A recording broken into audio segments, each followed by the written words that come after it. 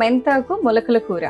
Okay, so చాలా డిఫరెంట్గా ఉంది. మరి కావాల్సిన పదార్థాలు తీసుకొచ్చేస్తావా? తీసుకొచ్చేస్తాను. ఓకే, ఇంగ్రీడియంట్స్ తెచ్చేసాను అమూల్య. ఓకే, సో మన మెయిన్ ఇంగ్రీడియంట్ వచ్చేసి మెంతాకు. మెంతాకుతో పాటు మొలకెత్తుకున్న మనకి పెసర్లు, అండ్ అలాగే మిగతా ఇంగ్రీడియంట్స్ అన్ని కూడా మనకి కావాల్సిన పోపుకి కావాల్సినవి ఉల్లిపాయలు అలాగే టమాటోస్ తెచ్చారా? ఓకే, మరి స్టార్ట్ చేద్దాం. ప్రాసెస్ స్టార్ట్ చేద్దాం. ముందుగా స్టవ్ వెలిగించండి. ఓకే,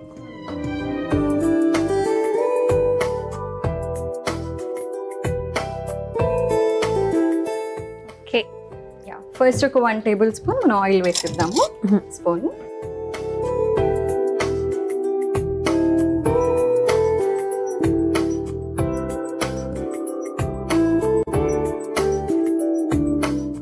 కొంచెం జీలకర్ర వేసుకుందాము.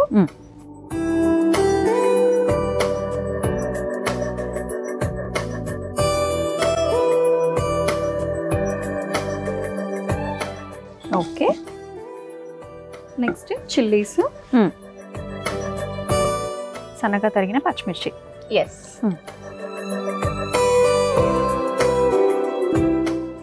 నెక్స్ట్ ఒక 1 కప్ వచ్చేసి ఆనియన్స్ కూడా వేసుకుందాము.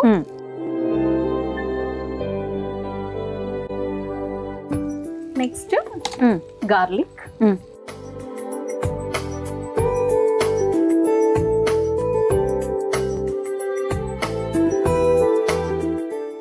సో వెల్లుల్లి రెబ్బలు కూడా వేసుకున్నాము.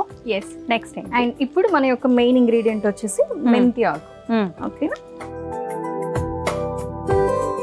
సుమారు కప్ వేసేసుకుంటున్నాము.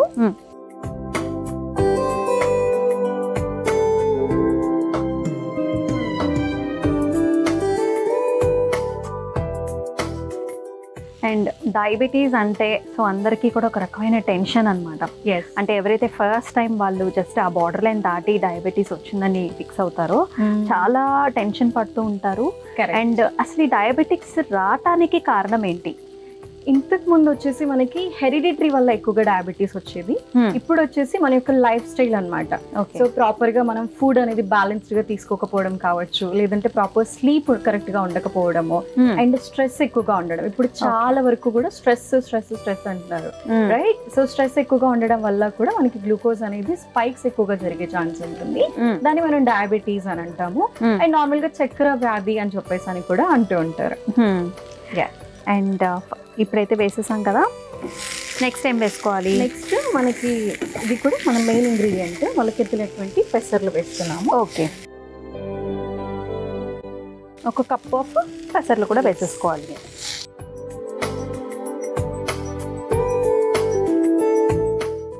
సో ఇది మనం ఒక రోజంతా నానబెట్టాలా? 1 డే నానబెట్టేస్తే పెసర్లు వెంటనే మనకి మొలకలు వచ్చేస్తాయి. మొలకలు త్వరగానే వచ్చేస్తాయి రాత్రిపూట పెట్టేస్తే. కరెక్ట్. అండ్ నెక్స్ట్ ఒక 1 స్మాల్ కప్ ఆఫ్ టొమాటోస్ కూడా వేసేసుకుందాము.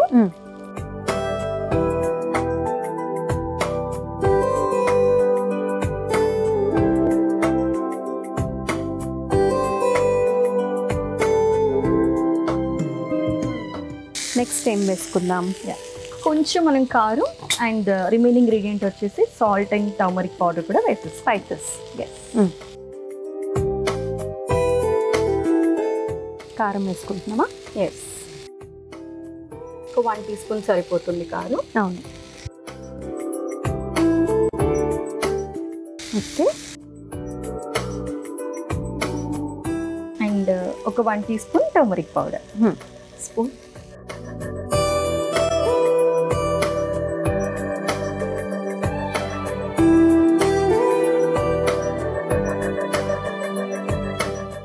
అండ్ లాస్ట్లో మనం కొంచెం సాల్ట్ కూడా వేసేసుకుందాం. ఓకే,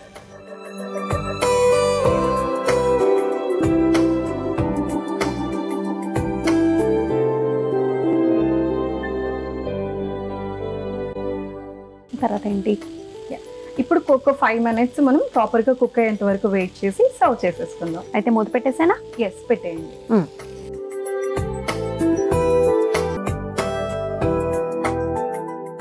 కంప్లీట్గా అయిపోయింది యమున గారు. ఇంకేమైనా ఉన్నాయా వేసేవి? ఇంకేం లేదు. ఇప్పుడు ప్రాపర్గా కుక్ అయిపోయింది కాబట్టి మనం సర్వింగ్ బౌల్లో సర్వ్ చేసేసుకుందాం. ఓకే,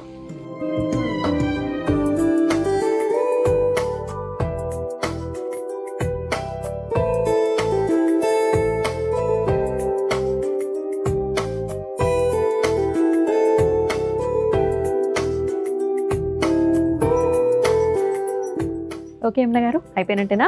ఎస్, మెంతాకు మొలకల కూర కంప్లీట్ అయిపోయింది. ఓకే,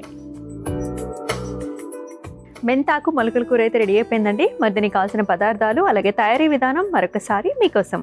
మెంతాకు మొలకల కూరకి కావాల్సిన పదార్థాలు: నూనె, జీలకర్ర, పచ్చిమిర్చి, ఉల్లిపాయ ముక్కలు, వెల్లుల్లి రెబ్బలు, మెంతాకు, మొలకెత్తిన పెసర్లు, టమాటో ముక్కలు, కారం, పసుపు, ఉప్పు.